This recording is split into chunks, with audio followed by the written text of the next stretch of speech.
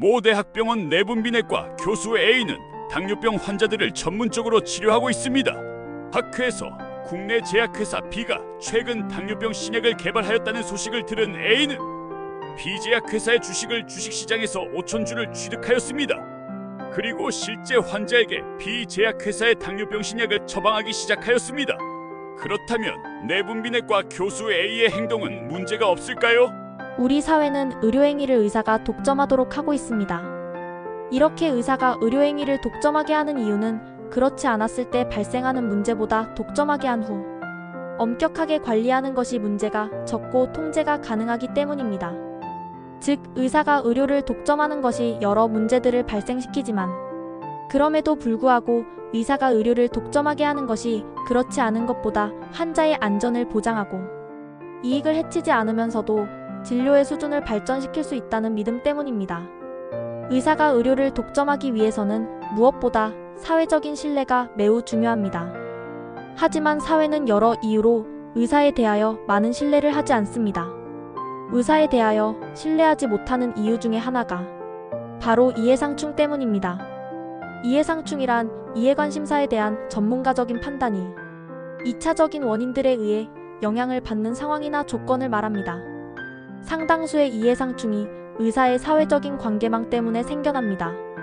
예를 들어 환자 진료를 하는 의사는 최소의 검사나 치료로 최대의 진료 효과를 낼 것을 요구받습니다.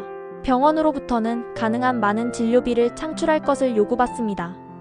임상시험을 할 때 스폰서로부터 가능한 좋은 결과가 나올 것을 요구받습니다. 대학으로부터는 많은 연구 논문 실적을 요구받습니다. 이와 같이 다수의 사회망과 관계에서 의사는 서로 다른 행위와 결과를 요구받습니다. 이해상충은 긍정적인 효과는 물론 부정적인 효과를 일으킬 수 있는데 문제가 되는 부정적인 효과는 주로 의사 개인의 재정적인 이득과 관련이 있습니다. 물론 이러한 재정적인 이득도 차이가 있습니다.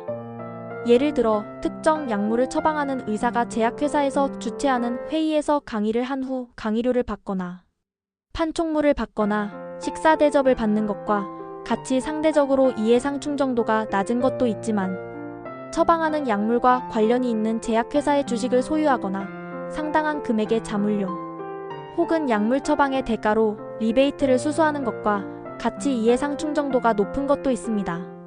이렇게 재정적인 이득과 관련된 이해상충은 그 정도와 상관없이 여러 문제를 발생시킬 수 있습니다.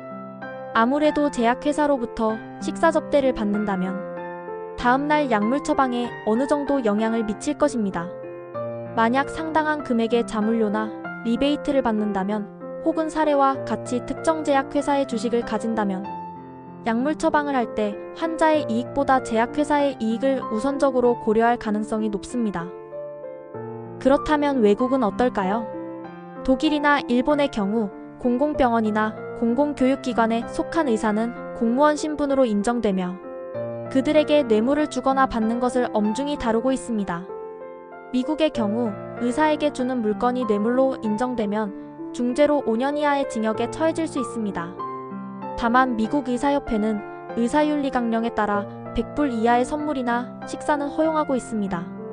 캐나다 의사협회는 모든 금품이나 선물 수수를 금지하고 있습니다. 영국의 경우 환자에게 처방이나 치료에 영향을 미칠 가능성이 있는 모든 종류의 선물이나 초대에 응해서는 안 된다고 명시하고 있습니다. 우리나라의 경우 의사는 제약회사나 의료기기 회사로부터 의약품 채택, 처방유도 등 판매 촉진을 목적으로 제공되는 금전, 물품 편익, 노무, 향응 그 밖의 경제적 이익을 받는 행위를 금지하고 있습니다. 다만 견본품 제공, 학술대회 지원, 임상시험 지원, 제품 설명회, 대금 결제 조건에 따른 비용 할인, 시판 후 조사 등의 경제적 이익은 제한적으로 허용하고 있습니다. 하지만 의사가 자신과 관련이 있는 제약회사의 주식을 보유하는 것에는 제한이 없습니다. 그럼에도 불구하고 자신과 관련이 있는 제약회사 주식을 많이 가지는 것은 그 자체로 논란이 되는 것이 사실입니다. 앞서의 사례와 유사한 문제가 실제 미국에서 발생하여 소개하면 다음과 같습니다. 미국 시카고대학 의대의 부교수 A는 캘리포니아에 기반을 둔 생명공학기업 B사의 항암신약 임상시험을 주도한 의사 중 한 명이자 연구 책임자로서 B사의 임상시험 결과 긍정적인 결과가 나온 사실을 미리 알았고, 이러한 임상시험 결과가 발표되기 직전에 B사 주식 8,000주를 비밀리에 매입했습니다.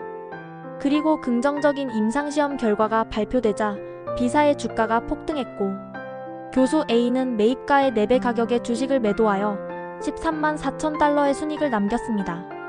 이와 같은 사실을 확인한 검찰은 내부자 거래혐의 및 사기 혐의를 적용하여 기소했습니다. 대학은 교수 A를 휴직 처분을 하였습니다.